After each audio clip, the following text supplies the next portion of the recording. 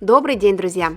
Сегодня готовим грушевый пирог. Божественный на вкус, нежный, в меру влажный и очень ароматный. Набор продуктов самый простой. Готовится очень просто и быстро.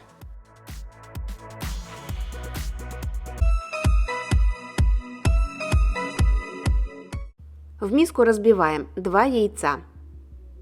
Высыпаем 150 грамм сахара.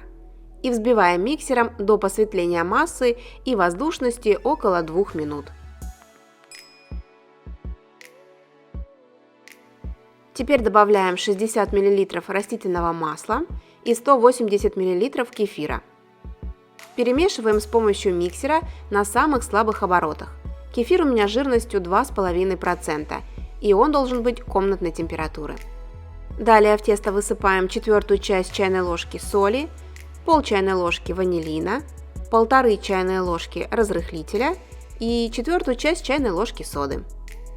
Также добавляем 200 грамм просеянной муки. Перемешиваем тесто на низкой скорости.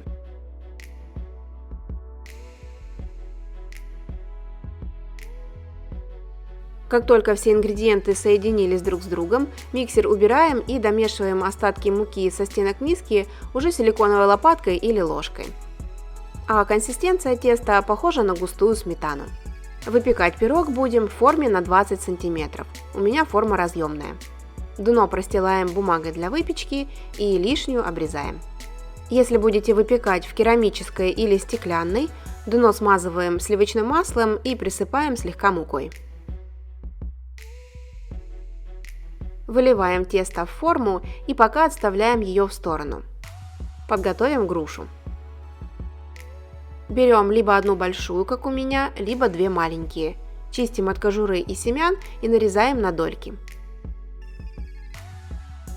Они должны быть не тонкими.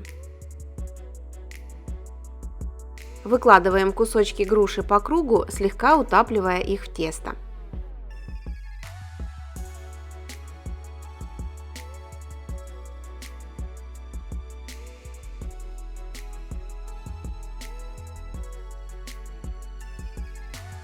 Смотрите, как получается красиво.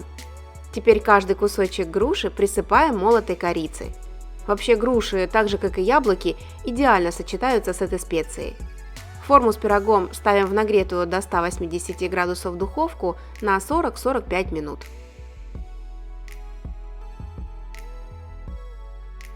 Мой пирог выпекался 40 минут. Готовность проверяем деревянной шпажкой. Если на выходе она сухая и чистая, пирог хорошо пропекся. Достаем его из духовки и даем постоять в форме 10 минут.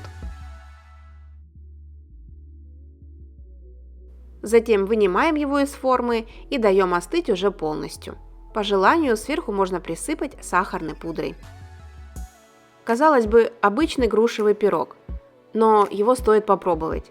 Он нежный, влажный, в меру сладкий и безумно ароматный. Обязательно пробуйте его испечь, а я буду ждать ваши отзывы о нем в комментариях. Если понравился рецепт, не забывайте поставить пальчик вверх. Ваша обратная связь очень сильно меня мотивирует. Ну а булочки с грушей заслуживают отдельного внимания. Их приготовили уже тысячи моих зрителей, и все остались довольны. Ссылку на рецепт я оставлю в описании под видео. Тоже очень-очень рекомендую. Посмотрите, какой пирог в разрезе.